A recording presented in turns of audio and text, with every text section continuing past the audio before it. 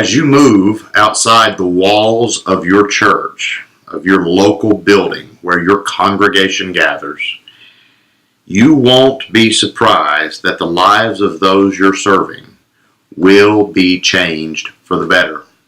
You will make an impact on their lives when you start being intentional in the way you're reaching beyond the walls of the local setting. You will also be caught off guard by the community's receptivity of your church. When you start showing interest in a community outside the walls of the local assembly, it's amazing how eager people are to volunteer their time and their energy and to be invested in the results that changing lives always brings. That's just the way that works. It always has, and it always will. Visionary leaders, which is what I hope we're all in the process of becoming, help people understand their reason for existence. Jesus says, you're here to be a salt seasoning that brings out God flavors in this earth. If you lose your saltiness, how will people taste godliness? You've lost your usefulness and will end up in the garbage. Here's another way to put it. You're here to be light, bringing out the God colors in the world.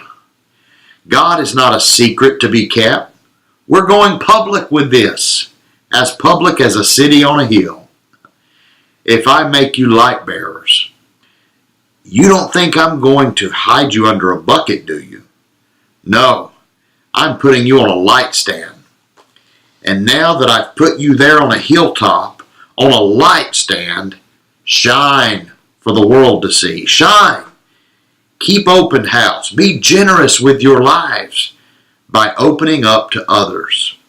You'll prompt people to open up with God, this generous Father who is in heaven.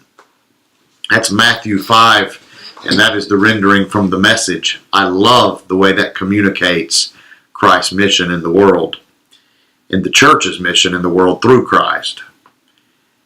You're not worth your salt. You've heard that phrase before, that statement.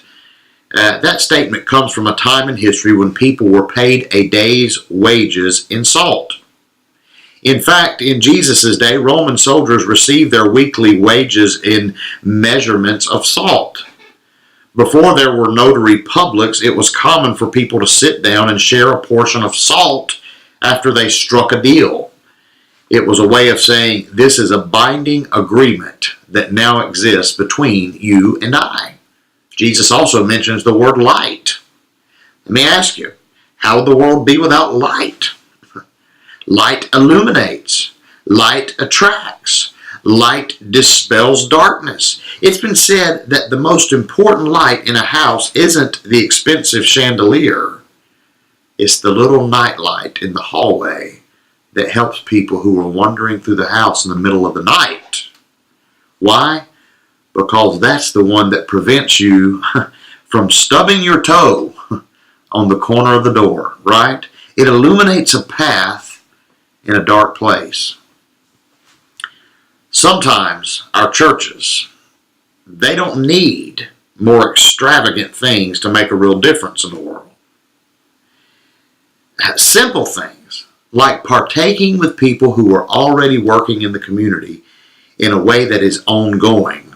You see, it can't be a church side project. It's not a project.